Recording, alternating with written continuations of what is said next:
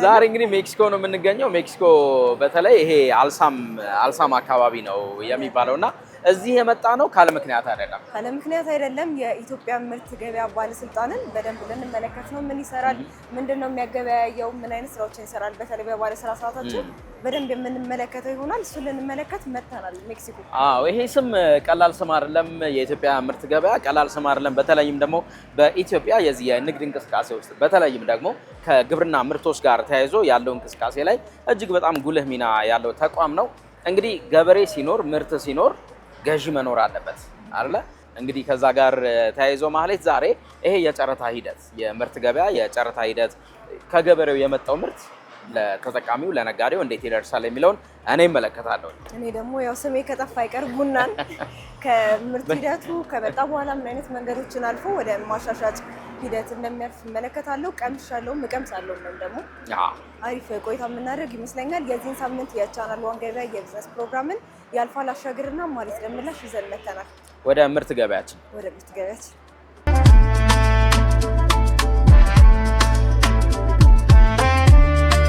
እንኳን ደህና መጣችሁ። ሰላም፣ እንኳን ደህና መጣችሁ። እናመሰግናለን በጣም ራስዎትን ያስተዋውቁልን።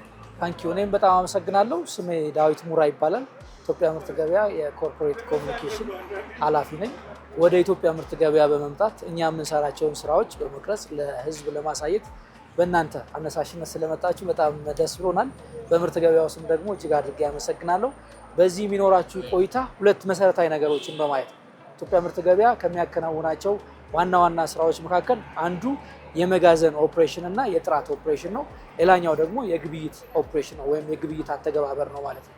ስለዚህ በዚህ በሚኖራችሁ ቆይታ በሁለቱ መስክ የሚደረገውን በጥራት ቁጥጥርና ጥራትን በማረጋገጥ ረገድ የምናደርገው ስራ ምን ይመስላል የሚለውና በሁለተኛ ደረጃ ደግሞ ግብይቱ ምን ይመስላል፣ ከገበያዎች ምርት ወደ መጋዘን ከገባ በኋላ እንዴት ነው የሚገበያዩት የሚለውን ደግሞ እሱን ቆይታ የምታደርጉ ነው የሚሆነው። መልካም ቆይታ እንዲሆንላችሁ እመኛለሁ። እጅግ በጣም አመሰግናለሁ። በጣም እናመሰግናለን። ስለዚህ እንግባ ወደ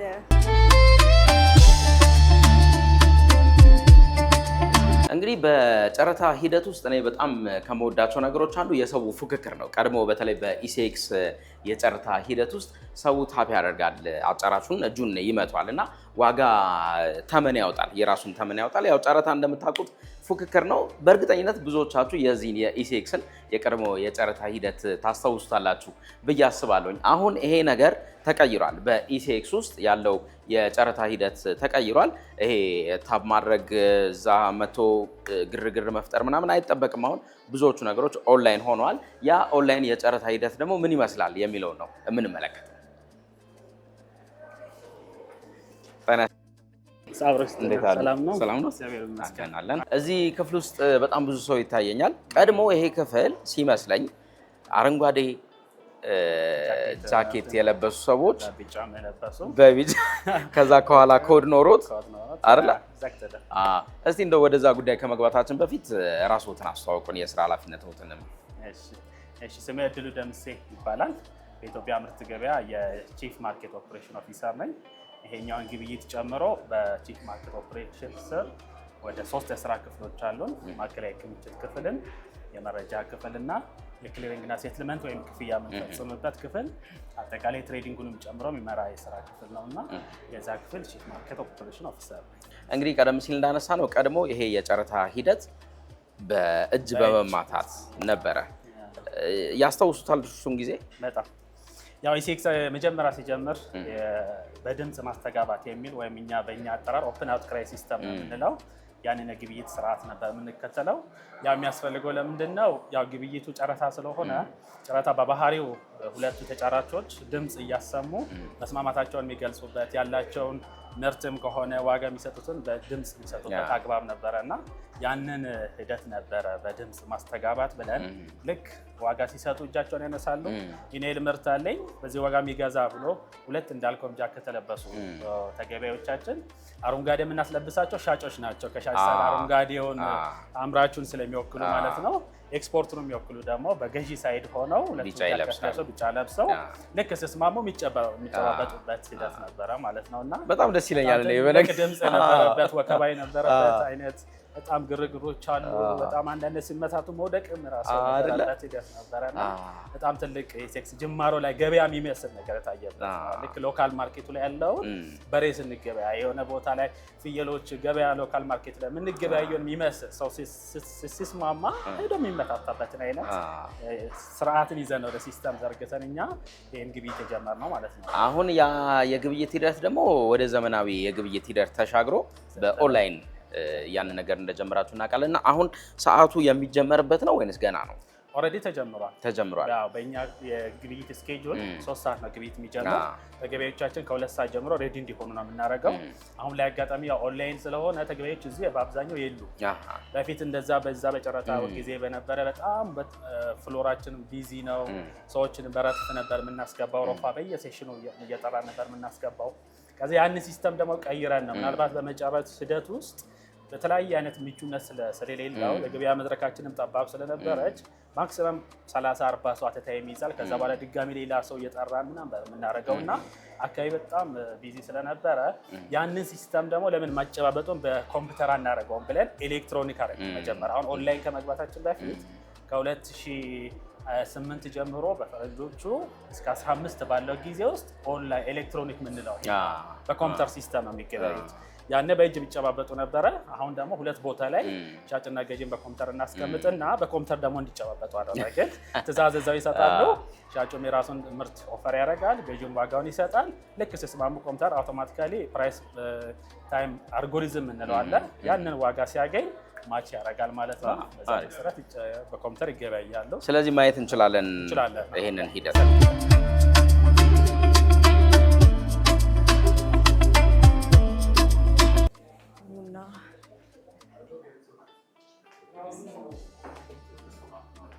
እንዴት ናችሁ? ቡና ነው የሚሸተው።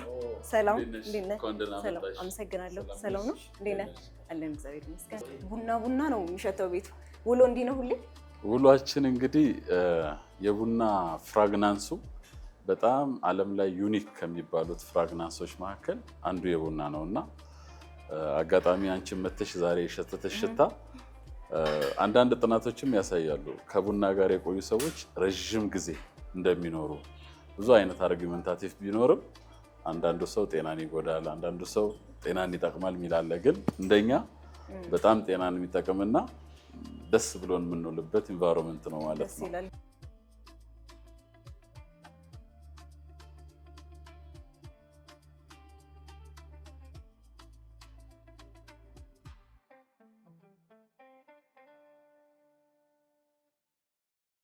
አሁን እዚህ የምናያቸው እንግዲህ ድምፅ ማጉላት ይኖርብናል አይኖርብንም የሚለውን አላውቅም። እና እዚህ የምናያቸው አሁን ተጫራቾች ናቸው፣ እየተጫረቱ ነው። አሁን ላይ ቀደም እንደተባባልነው ይሄኛውን የእኛን ሲስተም ለመጠቀም ኦንላይን ግብይት ስለሆነ አብዛኛው ተገበያዮቻችን ኦልሬዲ ውጭ የተገበያዩ ነው። እዚህ ላይ ግን መጥተው በኢቴክስ ፕሪሚሲስ መገበያየት ይፈልጋሉ። መግቢያ ላይ እንደተባባልነው አረንጓዴን የሚያሳየው የሻጩ ሳይድ አምራቹን ለመጠቆም ለማሳየት እና ለመወከል የተወሰነ ነው። ቢጫው ደግሞ ኤክስፖርተር ፕሮሰስ አድርጎ ኤክስፖርት የሚያደርግ ስለሆነ ያንን ቅድም የሚለብሱትን ጃኬት እዚህ ጋር ኦርደር ሲሰጡ ሻጭ አረንጓዴን ሳይድ ይዞ ነው እንደ አምራች ሳይድ ሆኖ ሻጭ አረንጓዴ ኦርደር ላይ ይሰጣል። የሻጩን ኦርደር ተከትለው ደግሞ ልክ ኦርደሩ የሻጩ ሲያልቅ ገዢው ደግሞ ይገባል። ለእያንዳንዳቸው የምንሰጣቸው ጊዜ አለ። የእያንዳንዳቸው የራሳቸውን ጊዜ ተጠቅመው ትዕዛዝ ያስገባሉ። ከትዕዛዝ በኋላ ያንን ትዕዛዝ ተከትሎ ደግሞ ገዢው የራሱን ትዕዛዝ ሰጥቶ መጨረሻ ላይ ገበያው ማች የሚያደርግበት የራሱ ስቴጅ አለው። አሁን እሷ እየጀመረች ነው፣ ገና ሎጊን እያደረገች ነው። ኦንላይን ፕላትፎርሙ ይሄንን ይመስላል። ኢንተርፌሱ ይሄንን የሚመስለው። እዚህ ጋር እያንዳንዱ የእኛ ተገበያዮቻችን በመጀመሪያ ደረጃ የግብይት የራሳቸው ወኪል አላቸው። የግብይት ወኪል አላቸው። እነዚህ ፍሎር ሪፕሬዘንታቲቭ ወይም ተወካዮች የምንላቸው የራሳቸው አይዲ አላቸው። እንትኑም ሎጊን እንትናቸውም ሲሰጥ አክሰሱም ሲሰጥ ለእያንዳንዱ ሬፕ የራሱ አይዲ አለው አንደኛ። ሁለተኛ ደግሞ ሌላ በዛ አይዲ የተቀያየረውን እንኳን እንዳይገቡ ኦቲፒ የሚባል ዋን ታይም ፓስወርድ ደግሞ ለዛ ሬፕ ብቻ ይላካል። ስለዚህ እኔ አሁን መጥቼ ይሄን ክፈቱልኝ ልግባ ብል አልችልም። በቃ የራሴ ያለው የራሱ አይዲ አካውንት ያስፈልገኛል። ያለው ብቻ ነው። እዚህ ጋር ዩዘር ኔሙና ፓስወርድ ዩዘር ኔሙና ሬፕ አይዲ ይገባል። ፓስወርድ ለራሳቸው የሚሰጣል። ከዛ ኤስኤምኤስ ወይ ደግሞ በኢሜል ኦቲፒ ደግሞ በስልካቸው እንዲገባ እናደርጋለን። ያ ፓስወርድ አንተን ያስገባው ወይ ወደዛ ሲስተም ሌላ ሰው ሀክ አድርጎ ገብቶ እንዳይሆን ራሱ እንዲያረጋግጥ ዋን ታይም ፓስወርድ በኤስኤምኤስ ወይ በኢሜል ይላክለታል። ያው ነጋዴ መሆኑን የምታረጋግጡት በዛ ነው። ኤግዛክትሊ። ከዛ የራሳቸው ይቅናሽ እንግዲህ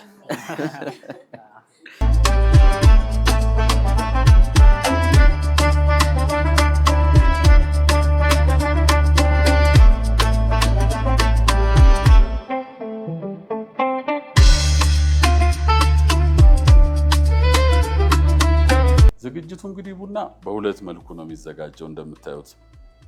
አንደኛው በታጠበ ተብሎ የሚዘጋጃለው፣ ሁለተኛው ደግሞ በደረቅ ተብሎ የሚዘጋጃለው። ይሄ በፀሐይ የሚደርቅ ነው።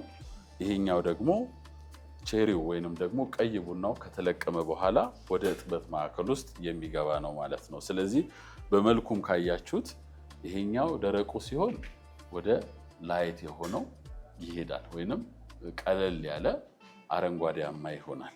ሲታጠብ ደግሞ ዳርክ ግሪን ይሆናል ማለት ነው፣ ወይንም ጠቆር ያለ አረንጓዴያማ ይሆናል ማለት ነው። እና ቡና እንግዲህ ሲገመገም በሁለት መልኩ ይገመገማል። አንደኛው ጥሬ ግምገማ አለው ከ40 በመቶ የሚሸፍን፣ ሁለተኛው ደግሞ በቅምሻ 60 በመቶ የሚሸፍን ግምገማ ይኖረዋል ማለት ነው። ስለዚህ ሁለቱ ተደምሮ ከ100 ኢቫሉዌት ይደረጋል። ስለዚህ ወደ እናንተ ጋር አንድ የቡና ምርት ሲመጣ መጀመሪያ በእይታ ነው ማለት ነው የሚለየው አይደል? የቡናው አይነት ደረቅና እርጥብ ከተባለ በኋላ የአይን ስራዎች ይሰራሉ። ትክክል።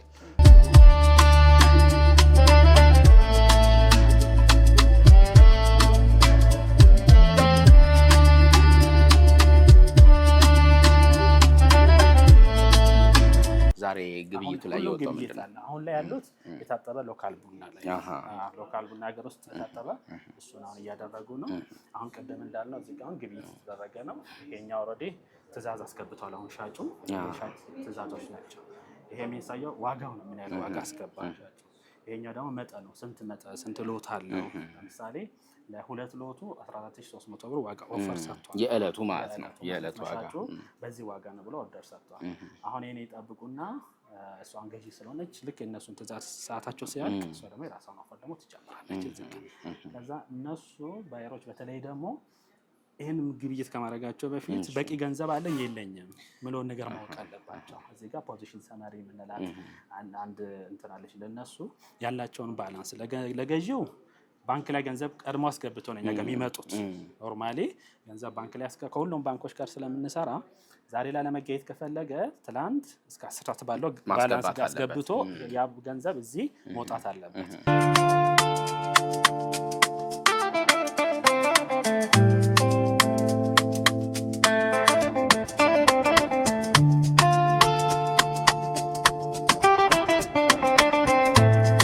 መልካም።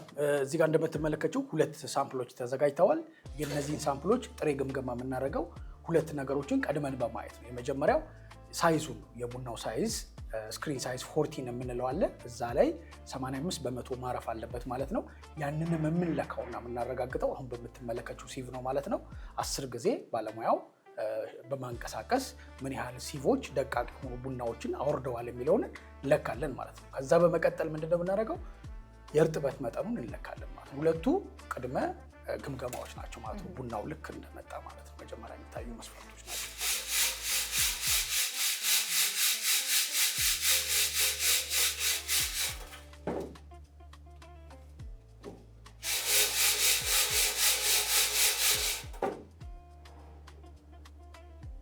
እዚህ አሁን እንደምትመለከቱ ከቡናው በታች ከሳይዙ በታች የወረደው እችን አማውንት ብቻ ናት ማለት ነው። እችንን መዝንና ከአጠቃላይ ከወሰርናቸው ናሙና አካፍለን ፐርሰንቱን እንሰራለን ማለት ነው።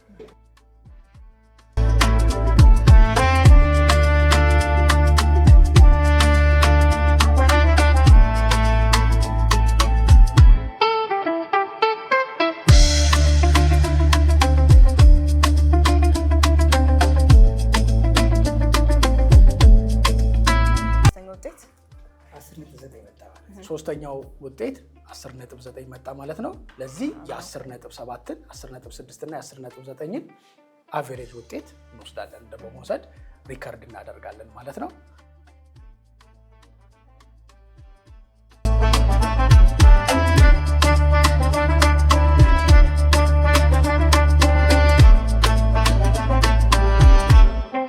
ይሄ ክፍል አሁን በግላቸው ላፕቶፕ ይዘው መጥተው የሚገበያዩበት ነው።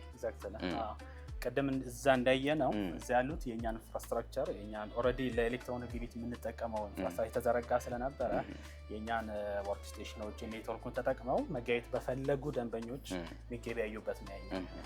ኦንላይን ግብይት ደግሞ በባህሪው በአካል መምጣት ቅድም እንደተባባልነው ስለማይፈልግ እነዚህ ደግሞ ውጭ እንዳሉ ነው የምናስባቸው። በቃ እዚህ አልመጡም ማለት ነው እና ግን በራሳቸው መሳሪያ የራሳቸውን ላፕቶፕ የራሳቸውን የተሻለ ኮምፒውተር ታብሌቶችን ይዘው የሚገበያዩት ተገበያዮቻችን ናቸውና ይሄ ኦልሞስት በራሳቸው ቦታ እንዳላቸው ሙዚቃው ይቅራን ተጨርተው ተጀምሯቸው ግባ እንጂ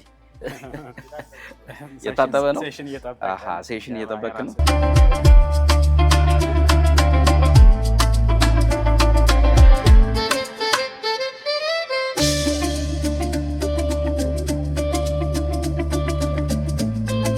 ቡናው ትልቁን ድርሻ የሚይዘው 60 በመቶ የሚሆነው የሚገመገመው በቅምሻ ነው ማለት ነው። ቅድም ያየሽው የጥሬ ግምገማ 40 በመቶ ሲይዝ ቅምሻው ደግሞ 60 በመቶ ይይዛል ማለት ነው።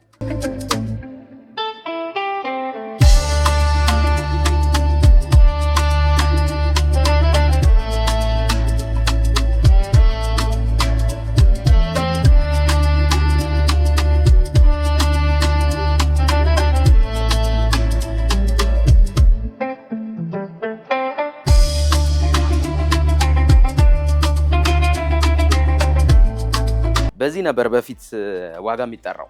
እውነት ነው አይደለ? ከገበያ ከጀርባ ያለው የግብይት ሱፐርቫይዘሮቻችን ያን ጨረታው እንግዲህ ድምፅ ስለሆነ በጣም መሰማት አለበት ሁሉ። ስለዚህ ገበያው የሚመሩት ከጀርባ ያሉ ሱፐርቫይዘሮች ሴሽን አሁን ለምሳሌ የይርጋ ጨፌ ቡና ነው አሁን የሚገባው ሲባል የይርጋ ጨፌ ተገበያዮች ካላቸው ወደ ገበያ ግቡ ይላሉ።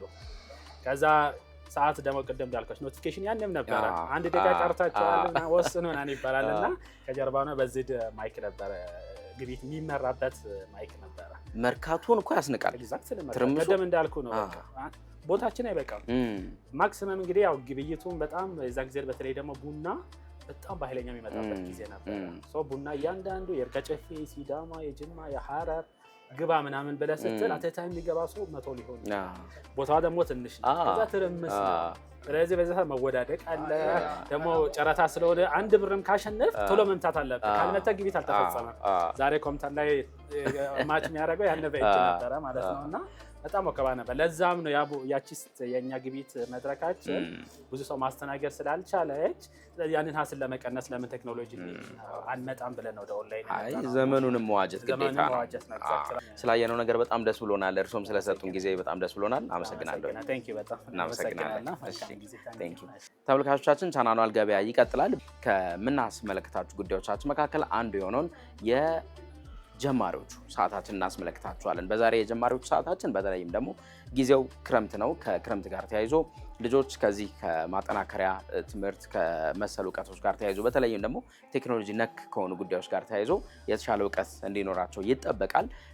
ይህንን መሰረት አድርጎ በጣም በትንሽ በጀት ስራ የጀመረ አንድ ወጣት አግኝተናል። እርሱን የቴክኖሎጂ ባለሙያ እናስመለክታችኋለን። በጀማሪዎቹ እኛ እንቀጥላለን። አብራችሁ ቆዩ።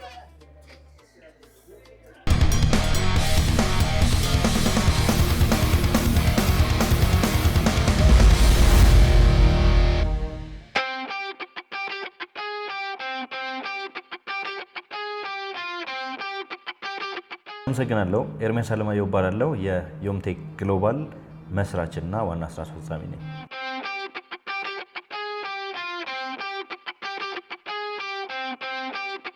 ዮምቴክ ግሎባል የሚባለው የቴክኖሎጂ ድርጅት በዋናነት 4 ነገሮች ላይ ነበረ ቤዝ አድርገን ለመስራት የተጀመረው። ከ2 ዓመት በፊት ነው ስታብሊሽ ያደረግነው። ኦልሞስት ወደ 2 ዓመት እየተጠጋን ነው። የመጀመሪያው በዋናነት የሶፍትዌር ዴቨሎፕመንት ስራዎችን፣ ሶፍትዌር ዴቨሎፕመንት ስንል ከስተም ሶፍትዌር ስራዎችን ወይም ደግሞ ሻል ያሉ በኢአርፒ ወይም ደግሞ ኢንተርፕራይዝ ሌቭል ያሉ ሶፍትዌሮችን ዴቨሎፕ ለማድረግ ነው የተጀመረው። ሁለተኛው ደግሞ ወርልድ ክላስ የሆኑ ትሬኒንጎችን ወይም ደግሞ የቴክኖሎጂ ትሬኒንጎችን ሪሞትሊ ወይም ደግሞ ለየት ባለ መንገድ ትሬኒንግ ለመስጠት ነው ስታብሊሽ የተደረገው። ስታርታፕ ሲጀምር አንድ ችግር አለ። ያንን ችግር ለመፍታት ወይም ደግሞ አንድ ኤግዚስት የሚያደርግ ችግር አለ።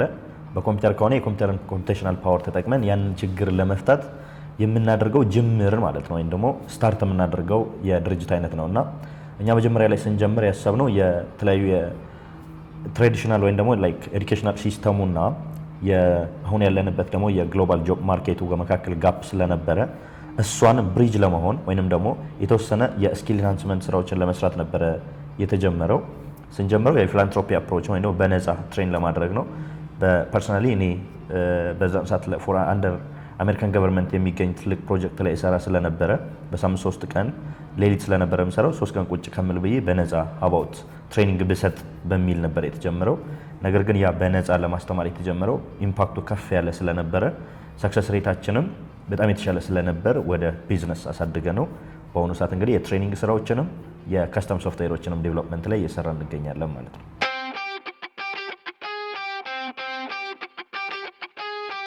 ከዛ ኮምፒውተር ነው። ከዛ አንድ ሰው ነው።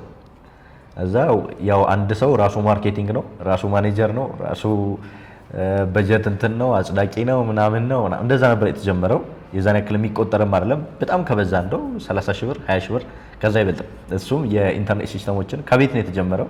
ወደ ቢሮ ኪራይ ከሄደን በኋላ ደግሞ ከ50 ሺህ ብር በማይበልጥ በጀት ነው የተጀመረው ማለት ነው። በነፃ ነው ማስተምረው ካልክ፣ ትምህርት ከሆነ በነፃ ነው ማስተምረው ካልክ እስካም አትባልም፣ ወይም ደግሞ ሊያጭበረብረኝ ነው ልትባል አትችልም።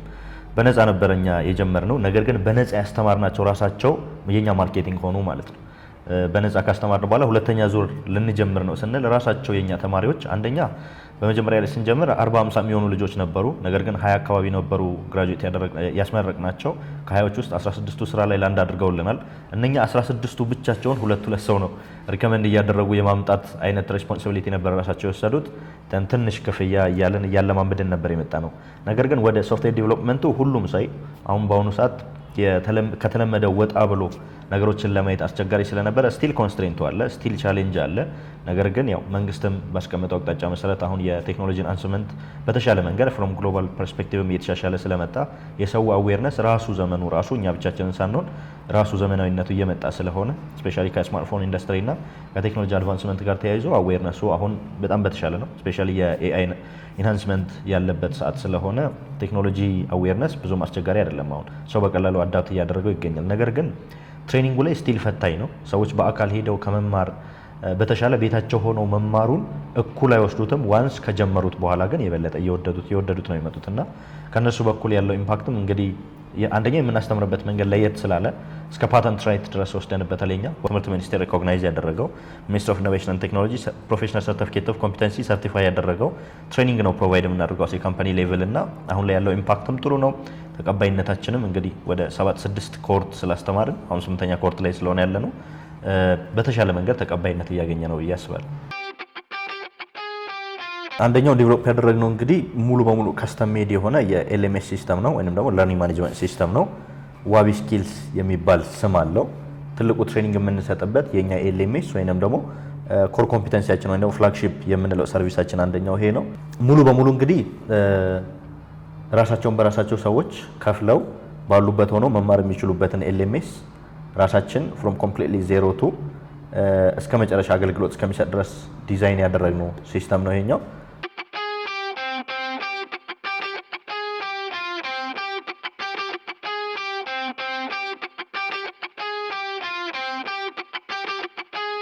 በኢምፕሊሜንቴሽን ደረጃም አንደር ኮንስትራክሽንም ያሉ እንደ ዮምቴክ ግሎባል አሁን ላውንች እያደረግናቸው ያለ ነው። የተለያዩ ተቋማት ላይ መንግስት መስሪያ ቤቶች ላይም ጭምር እንደ ፓይለት ፕሮጀክት በሙከራ ላይ የሚገኙ ትላልቅ የሚባሉ ሞጁሎችን ነው ፕሮዲዩስ ያደረግነው ዴቨሎፕ ያደረግነው። በመጀመሪያ ደረጃ እንግዲህ የኢአርፒ ሞጁሎችን ነው ትልቁ የሚባሉት የዓለም አቀፍ ስታንዳርዱን የጠበቀ የሳስ ወይም ደግሞ ሶፍትዌር አስ ኤ ሰርቪስ የምንላቸው ሲስተሞች ነው ዴቨሎፕ ያደረግነው። የመጀመሪያው እንግዲህ ዮምኔክስ የሚባል ኢአርፒ አለን። ወደ 8 ሞጁሎች ያለው የሰው ሀብት አስተዳደርን አውቶሜት የሚያደርግ አገሪቱ ውስጥ የሚገኘው ፋይናንሻል ሲስተሞችን አውቶሜት የሚያደርግ በተሻለ መንገድ የኢንቨንተሪ ዌርሃውስ ማኔጅመንት ሲስተም ይሄ መጋዘን ውስጥ ከሚቀመጡ ስራዎች ጋር ተያይዞ እንደዚሁም ከጌት ወይም ደግሞ በር አጠባበቅ ላይ ሴኩሪቲ ጋር እጅግ በጣም ብዙ የሚባሉ ወደ 8 የሚጠጉ ኢንተርናሽናል ስታንዳርዳቸውን የጠበቁ ሞጁሎችን ዴቨሎፕ አድርገን ወደ ስራ ገብተናል። እነኚህ ሞጁሎች ላይ የሚያደርጋቸው ነገሮች አንደኛ ከስተም ሜድ ናቸው። ሁለተኛ የኢትዮጵያን ችግር በመረዳት ለኢትዮጵያውያን መፍትሄ በሚሆን መንገድ የተቀኙ የሶፍትዌር ሲስተሞች ናቸው። ከዚህ በተጨማሪ ደግሞ ሎካላይዝ የተደረጉ አፋን ኦሮሞ፣ አማርኛ፣ አሁን ደግሞ ትግርኛንም እያካተንባቸው እንገኛለን። እነሱ አይነት ሶፍትዌሮችን ዴቨሎፕ አድርገን ወደ ስራ ገብተናል። ስራ ላይ ነው ያሉት። በፓይለት ፕሮጀክት ደረጃ ነው ያሉት ማለት ነው። ከዚህ በተጨማሪ ለተለያዩ ተቋማት፣ ለመንግስት መስሪያ ቤት፣ ለግል እንግዲህ ዴቨሎፕ ያደረግናቸው ካውንትለስ ዌብሳይቶች እና ሞባይል አፕሊኬሽኖችም ጭምር አሉ ማለት ነው።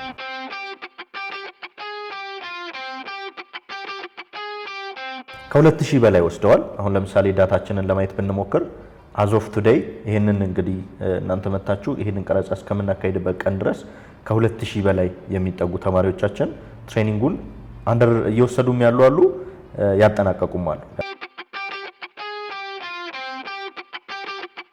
በጣም እናመሰግናለን። ቢሮአችን ድረስ ስለመጣችሁም ስለጎበኛችሁንም እናመሰግናለን።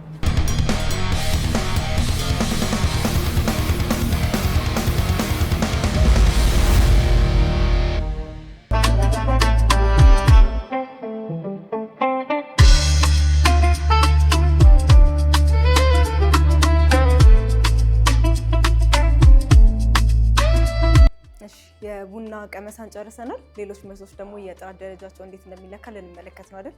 ከዛ በፊት ግን የእህሎች ጥራት ደረጃ ከመለካቱ በፊት እኛ መረጃዎችን ለእናንተ እናድርስ። በሳምንቱ በኢትዮጵያም በዓለም አቀፍ ደረጃም የወጡ የቢዝነስ መረጃዎችን አዘጋጅተናል። ተከታትለን እንመለስ። እኔም ጥሬ ምርቶችን ልመልከት።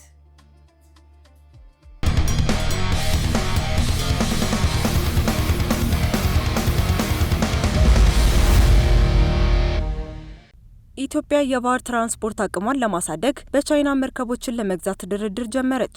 የኢትዮጵያ የባህር ትራንስፖርትና ሎጂስቲክስ አገልግሎት የባህር ትራንስፖርት አቅሙን ለማሳደግና መርከቦችን ለመግዛት የሚያስችለውን ሂደት ለማፋጠን ከፍተኛ የቴክኒክ ልዑክ ወደ ቻይና መላኩ ተሰምቷል። የልዑኩ ዋና ዓላማ በቻይና ካሉ አቅራቢዎች ጋር ቀዳሚ ድርድር በማድረግ የኩባንያውን አዲስ የመርከብ ግዢ ስትራቴጂ ተግባራዊ ለማድረግ ያለመ ነው ተብሏል። ሚኒስቴሩ የኢትዮጵያን የባህር ትራንስፖርት አቅም ማሳደግ ያለውን ስትራቴጂካዊ ጠቀሜታ በመገንዘብ ግዢው እንዲፈጸም ፍቃድ ሰጥቷል። የኢትዮጵያን የባህር ላይ የንግድ ተወዳዳሪነትን ከፍ ያደርጋል የተባለው ይኸው የመርከቦች ግዢ ሂደት የሀገሪቱን የኢኮኖሚ ጥንካሬ ለማረጋገጥ ትልቅ እርምጃ እንደሚሆን ይጠበቃል። የአፍሪካ አየር መንገዶች የሻንጣ መስተጓጎልን ለመቀነስ በዲጂታል ቴክኖሎጂዎች ላይ ኢንቨስት ማድረግ እንዳለባቸው ባለሙያዎች ገለጹ። በዓለም አቀፍ ደረጃ የአቪዬሽን ዘርፍ ከሻንጣ አያያዝ ችግር ጋር በተያያዘ መሻሻሎችን እያሳየ ቢሆንም የአፍሪካ አየር መንገድ ዘርፍ ግን በየ1000 ተሳፋሪዎች 12.1 የሻንጣ መስተጓጎል በማስመዝገብ በዓለም ላይ ከፍተኛውን የመስተጓጎል ምጣኔ እያሳየ ይገኛል። የሲታ 2026 ሪፖርት እንደሚያመላክተው ይህ ክፍተት የመጣው በአህጉሪቱ በሚታየው የኤርፖርት መሰረተ ልማት እርጅና፣ የስርዓት መበታተንና ውስብስብ የጉዞ መስመሮች ሲሆን በዓለም አቀፍ ደረጃ በሻንጣ መስተጓጎል ምክንያት በ2025 ብቻ 6.3 ቢሊዮን ዶላር ኪሳራ ተመዝግቧል። ምንም እንኳን ሁኔታው ፈታኝ ቢሆንም አፍሪካ እንደ ሰው ሰራሽ አስተውሎት፣ ባዮሜትሪክ ሲስተሞችና የላቀ የሻንጣ ክትትል ቴክኖሎጂዎችን በመጠቀም በአካላዊ መሰረተ ልማት ብቻ ሳይሆን በዲጂታል ሽግግር አማካኝነት ይህንን ክፍተት በመዝለል የአገልግሎት ጥራቷን ማሻሻል የምትችልበት እድል እንዳላት ባለሙያዎች ይጠቁማሉ።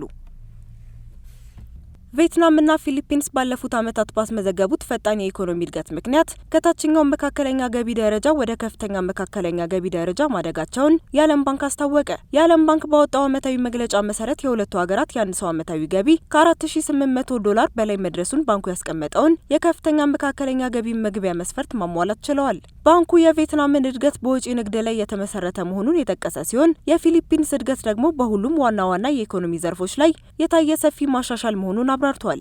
ይህ አዲስ እውቅና ወደ ሀገራቱ የሚመጣውን የውጭ ኢንቨስትመንት ፍሰት በከፍተኛ ደረጃ ያሳድገዋል ተብሎ ይጠበቃል። የአሜሪካው አፕል በቻይና ውስጥ ለሚሸጡ አይፎኖች የሚሆኑ የሚሞሪ ቺፖችን ለመግዛት በትራምፕ አስተዳደር ላይ የዲፕሎማሲያዊ ግፊት ጀመረ። ኩባንያው ድርድር እያደረገ ያለው ከቻይና ጦር ጋር ግንኙነት አላቸው ተብለው በአሜሪካ ፔንታጎን ጥቁር መዝገብ ውስጥ ከገቡ 2 የቻይና አምራቾች ጋር ነው። የቺፕ አምራቾች ትኩረታቸውን ወደ ሰው ሰራሽ አስተውሎት ማዞራቸውን ተከትሎ ለመደበኛ ስልኮች የሚሆኑ የቺፕ ዋጋ በከፍተኛ ሁኔታ ኑሯል። ይህ የዋጋ ንረት አፕል በማክቡክ እና በአይፓድ ምርቶቹ ላይ የዋጋ ጭማሪ እንዲያደርግ ያስገደደው ሲሆን የገበያ ዋጋውን በ$263 ቢሊዮን እንዲቀንስ አድርጎታል። የአፕል ዋና ስራ አስፈጻሚ የአሜሪካን የንግድ ሚኒስቴር እና የዋይት ሀውስ ባለስልጣናትን እያነጋገሩ ይገኛሉ። ይህም ዋሽንግተን ለሀገር ውስጥ ኢኮኖሚ መረጋጋት ስትል እገዳውን ላላ ታደርገዋለች ወይስ የብሔራዊ ደህንነት ስጋትን ታስቀድማለች የሚለው የብዙዎች መነጋገሪያ አድርጓታል።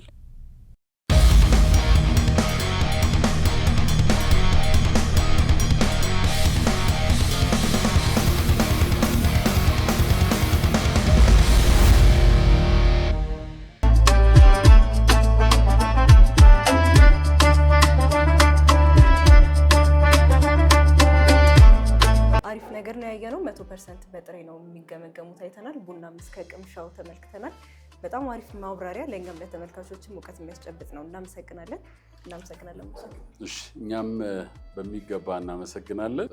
ይህን ነገር ለማስተዋወቅ በማድረጋችሁ በተቋሙ ስም የቻናል ዋንን እጅግ አድርገን እናመሰግናለን። እናመሰግናለን።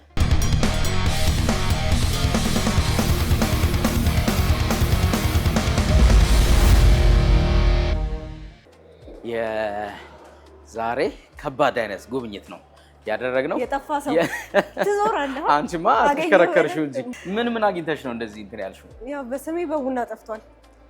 ይሄ ቡና ነው ያጠፋኝ። ቻናል ዋን ገበያ ፕላስ ማህሌት ፕላስ ቡና እንዴት ነበር? አሪፍ ነበር በጣም። የቡና ቀምሰው በጣም ይከብድ ነበር። የሆነ ምንም ነገር እውቀት ይጠይቃል እንደምናየው አይደለም። አሪፍ በጣም ደስ የሚል ቆይታ ነበር።